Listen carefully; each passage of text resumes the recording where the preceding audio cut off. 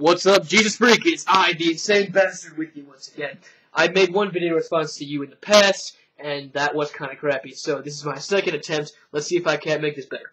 So, Jesus Freak, I watched your new video, and I must say it had a level of depth to it that generally I don't see here on YouTube.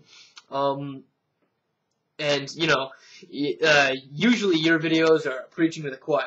I'm just going to say that, throw that out there right now. You're telling Christians about their religion, you know, how it's important that we believe in God and don't lose faith, and stuff like that, you know. So when I saw you making one of your rare videos that attack atheism, naturally I jumped right on it and watched it. Now, I just got back from school, and I'm kind of at the point where I'm hovering between, do I want to make this video response, do I not want to make it, I mean, is it worth my time? But since you said in your video that you want your audience to make a video response, then that's what I'm going to do.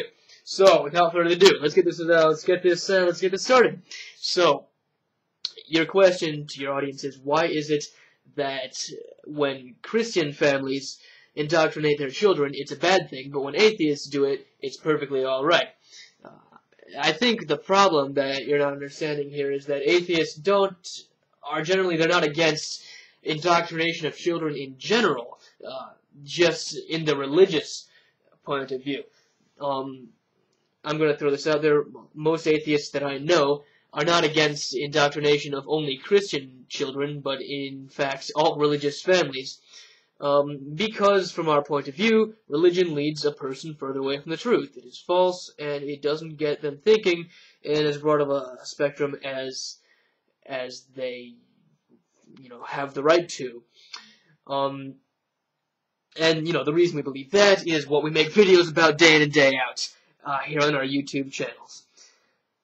Now, the Christians cannot make that same argument, and that's because atheists do not teach their children religion. In general, they don't anyway. I mean, there's probably, there are some, you know, it'd be foolish to say there aren't any atheist families out there who do actively teach their children that God doesn't exist. But by and large, they don't.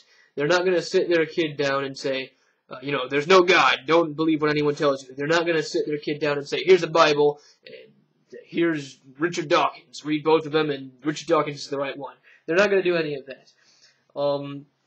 You know, atheists, like you said, will indoctrinate their children, and hey, don't steal, don't make fun of people, don't be racist, stuff like that. I mean, everybody does that. It's just the religious aspect of it that we generally have a problem with. And I would think that that would be apparent, but I guess not, but whatever.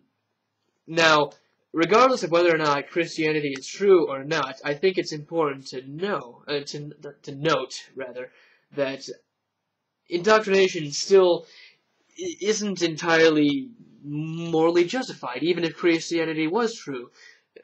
Well, by indoctrination, of course, I mean indoctrination of the Christian religion, and here's why.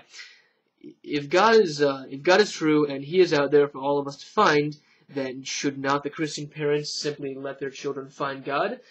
I mean, you know, you Christians always make the claim that atheists are closed-minded and, you know, they refuse to look at the evidence. Well, if the evidence is there, then shouldn't you teach your children and indoctrinate them to be open-minded and look at the evidence? I mean, you shouldn't indoctrinate them in the conclusion that you've drawn, simply how the general steps to come to a good conclusion, and if you believe that your conclusion's a good one, then, you know, they'll come to it. So yeah, those are my 2 cents on this topic. Jesus Freak, it was great making a response to you. Have a great day, man. Have a great day.